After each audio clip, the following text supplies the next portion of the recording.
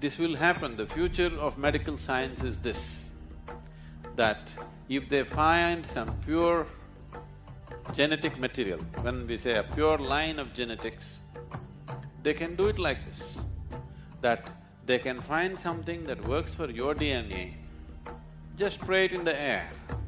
All the people who have that type of DNA will benefit instantly. When they go there, they are not telling some god up there, they are just registering. This is me, I belong to this line, this is my gotra, this is my nakshatra, this is my kula. Means I'm registering my DNA material, I'm saying this is my DNA, do something to me. Anything, first dismiss it.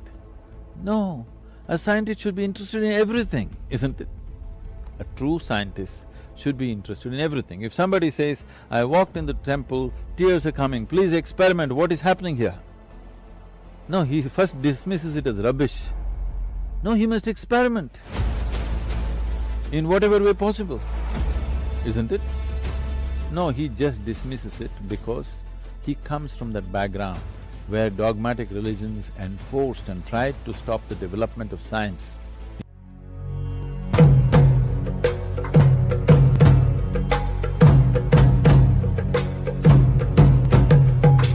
You are the first live person who has spoken of so many of these things that I have read about, and now I'm sort of restless. I want to get on with it, if you will, and I know that's my mind, and I'm not even… My experience today has been that I haven't been able to appreciate, to receive life here today. I've been anxious to move ahead to experiencing life, but I can't seem to do it myself. I can't seem to sustain it.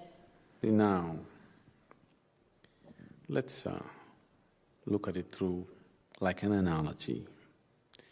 You're living in certain prison, let's say, there's a fort around you. Initially, if the wall is big enough, it all seems to be okay. Yes? Let's say this is 50-acre land, big wall, you lived in this only all the time, you felt quite all right.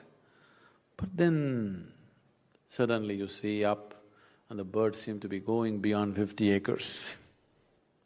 The wind seems to be blowing beyond 50 acres. There is something within you which gets into the madness. People who are around you who pretend to be sane, they all tell you, stop that nonsense, just do what you have to do here. Don't have such fancy dreams, you know. And they're telling you, the so-called worldly wise people, they're always telling you. But you cannot suppress this. If you suppress this, you will suffer. If it doesn't find expression, you will suffer. But if it seeks expression, you will suffer even more. A seeker suffers much more than others because now he knows the pain of ignorance. Most people in the world do not know the pain of ignorance. If you do not know the pain of ignorance, you have no real longing within you, isn't it? You are the kind, if you eat a pizza, you are happy. I'm not saying you should not enjoy your pizza. It's just that if you eat a pizza, you think life is fulfilled. Now you still don't know the pain of ignorance. You think by eating, sleeping or indulging in this pleasure or that pleasure, life is complete. You still do not know the pain of ignorance. The pain of ignorance should tear you apart. Then the longing to know becomes intense. If the longing to know becomes intense, it is just one moment. The reason why it seems to be so far away is simply because the necessary longing has not come. It is just off and on longing, accordingly off and on experience. If the longing becomes so intense that till I know I cannot sleep, I cannot eat, I cannot breathe, if it becomes like that, just in one moment you will know. Because what you're seeking is not sitting on the mountain or floating on the clouds, it is within you. You know, Jesus told you, though he did his initial marketing, about taking you to kingdom of God, the moment enough people gathered, he turned around and said, "Kingdom of God is within you." If kingdom of God is somewhere, I don't care to go there, it's okay. If it's within you and you missed it, that's tragedy, isn't it? Isn't it so? If it is somewhere up in the heaven, I don't want to go there, I'm happy in Ohio, that's different. But if it's within you and you missed it, that's true tragedy, isn't it? Right now, that's the tragedy. It's right here and people are missing it. There was a time when I first came to this, if I just looked at people, I would burst into tears, just seeing what they're missing. Right here, I am exploding with ecstasy. People are walking around with long faces, and it's there in them also, I can see it right there. But they are going about totally unaware of it. I would just cry. If I see people, tears would come. Now I got seasoned and I just laugh at them because there's no other way to handle life, you know. So, one of the ways is, now there is a wall, you jump up and fall down, you have a glimpse of the outside. There are many jumping methods. We can make you jump and have you see a glimpse of it. The glimpse is shown to you because that is not the end of it, that is the inspiration.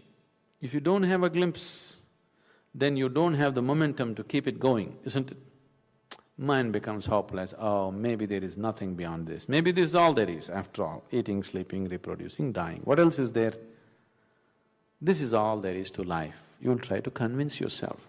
So a little glimpse is given so that now suddenly everything here becomes stale, you want to know something there. To glimpse is only an inspiration to give you the necessary momentum to go on with life, to go on with the search and seeking. Now, jumping and looking beyond the wall was good at one time, after some time it becomes frustrating because it's just one moment looking and falling back again. So what we need to do? Now jumping is not good enough, we need to build a ladder, isn't it? I have always described yoga as a ladder to the divine, because now you're learning how to build a ladder. If there is a natural inclination to life, unless interfered with, forests will find the full potentials of the beings of the forest, unless interfered with. Human beings are the biggest interference. Is there some interference within us that made us go in a way that we are narrowing our own definition of ourselves down to a point where we are not even aware that there is something called a greater potential? See, one reason is the route that modern science has taken. Modern science has taken that route largely in reaction to very dogmatic religions under the umbrella of which the modern science evolved, particularly in Europe. That's where the whole Renaissance system happened. If you look at science, it's horribly reactive and already made conclusions. A scientist should be inquisitive. He should be in wonderment, not in suspicion. But he's in suspicion because the whole attitude of science has become like this, because it is in reaction to dogmatic religions which try to enforce their own whatever rubbish on the science in its early stages. Science is like a juvenile who is reacting to something that was imposed upon him as a child. Still science is in that stage. Slowly it's growing out of it, but largely in that stage. Anything, first dismiss it. No, a scientist should be interested in everything, isn't it? A true scientist should be interested in everything. If somebody says, I walked in the temple, tears are coming, please experiment, what is happening here? No, he first dismisses it as rubbish. No, he must experiment in whatever way possible, isn't it? No, he just dismisses it because he comes from that background where dogmatic religions enforced and tried to stop the development of science in so many different ways. So largely that religious belief, which comes from certain areas of the world, which is so strong and believes in silly things as if they're the most profound things, okay? So these silly things have been imposed on people for centuries, and when science reacted to that, it looked like a great revolution. It's called Renaissance, it's a revolution. But that kind of investigation, wanting to look at everything, is not new to us here. The whole spiritual process has always been about looking at everything with fresh eyes. We don't even trust the two eyes. We want to open an extra eye and look at it, okay? Because we know very easily your senses can be contaminated with memory. Your eyes are deeply contaminated with your own memory, because depending upon the type of memory you have, accordingly what you see looks beautiful, ugly, okay, not okay, good, bad, everything, because it is loaded with memory. So a thoughtless eye is what we want to develop. The whole system of yoga is… the pinnacle of yoga is shown as a third eye, because third eye is a thoughtless eye. Today, that's why I said you must ask the question without your intellect, use your intelligence. But without the filter of your intellect, ask a question, then you'll come up with crazy questions. Without using the filter of your intellect, if you just find expression to your logic, crazy things will happen. Crazy means socially crazy, but they're very life-oriented stuff. And that's how you fall in love, that's how moments of genius and creativity happens to a human being, when you do not use the filter of your intellect. I'm saying, why don't you live like that every moment of your life? Why is the spark of life and genius only here and there? It must be every moment you must be sparking if you want to fire and go somewhere, right? You know, within at least in the older engines, there's a sparking plug, okay? It has to spark all the time. If it doesn't spark, off and on it sparks, that's a lousy machine, that's a lousy human being too, who doesn't spark all the time, who sparks once in a way.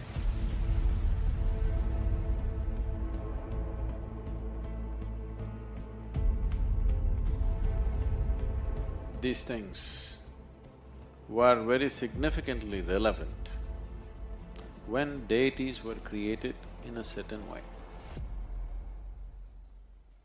When I say deities were created in a certain way, so all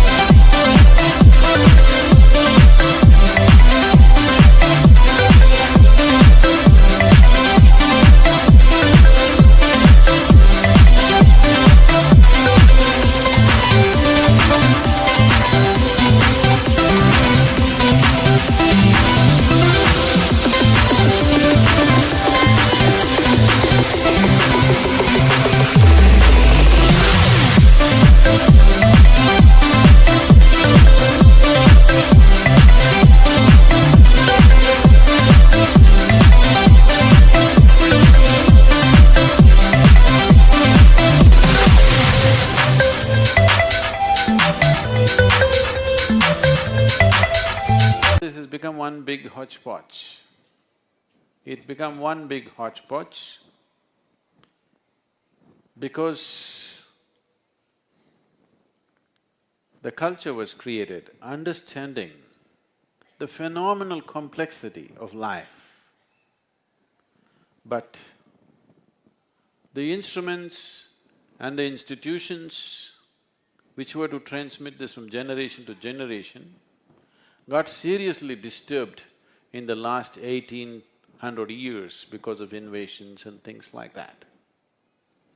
Otherwise, this is a very sophisticated science. Not everybody went to every temple at one time. There were some temples which were for general well-being where everybody went. But for specific purposes, people went only to their Kula Daivam. Even today, remnants of that are there, people are going, but the Daivam may not be created anymore, understanding the science. So why the Kula Daivam is, today,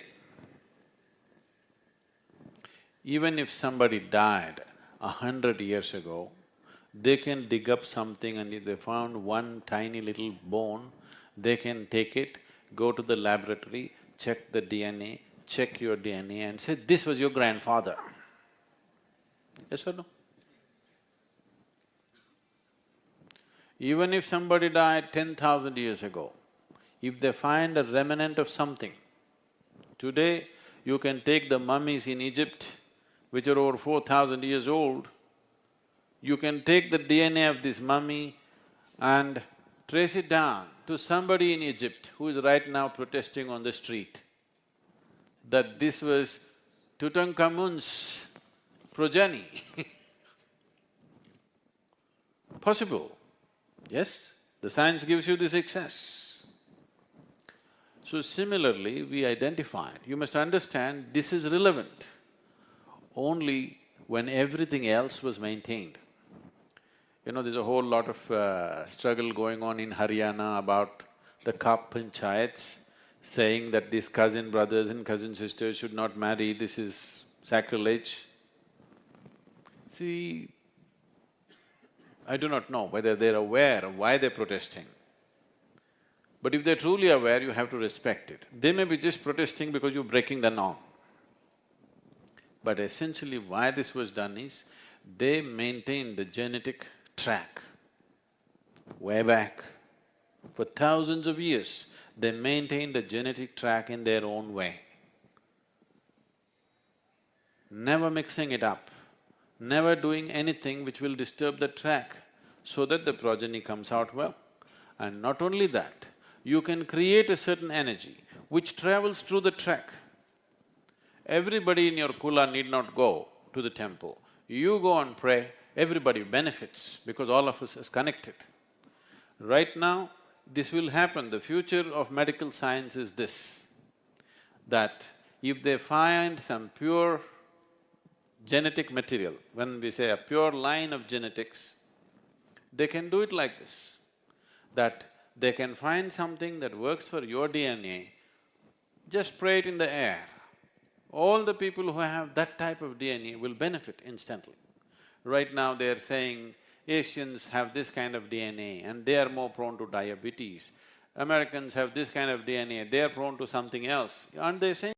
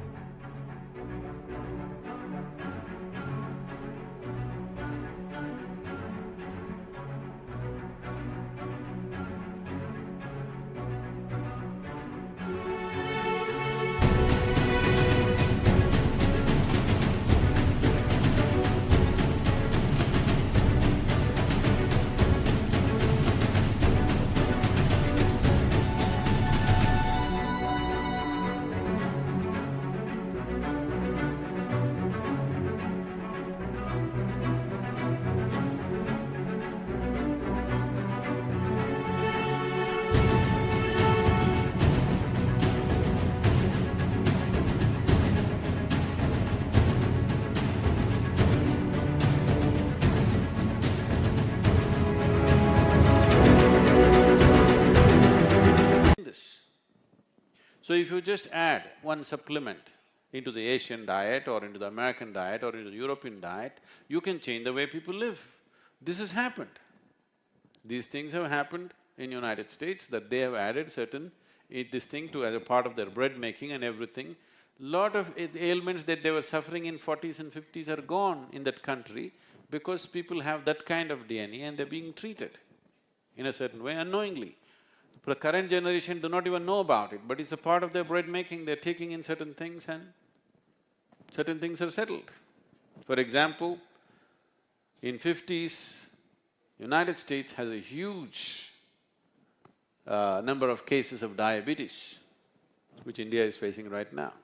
So D3 as a vitamin, they found if you add D3 to those people's diet, their diabetes will go away. They added D3 to the bread making, there's hardly any diabetes in the United States. Now it's coming to us, but we eat D3, it will not work the same way for the Asian genetics. We need to find something else. We can tell you what you need to eat. So, they understood this and they maintained this genetic line so strictly and they established an energy source for this particular DNA, for this particular kind of genetic trend. And when they go there, they are not telling some god up there, they are just registering. This is me, I belong to this line, this is my gotra, this is my nakshatra, this is my kula. Means I'm registering my DNA material, I'm saying this is my DNA, do something to me. It is the most scientific way of handling it. Science gone bad, technology not transferred properly. Today it's all mixed up, so it will not work the same way. If they had maintained those genetic lines, you could make it work like that. But now you fall in love with the girl next door, she could be anything. Your choices have become more important than maintaining those kind of things. I mean, society has changed, so those things have become irrelevant. But when things were maintained like that, it was a very relevant thing. It is a wonderful understanding of life, a fabulous understanding of genetics and how it functions.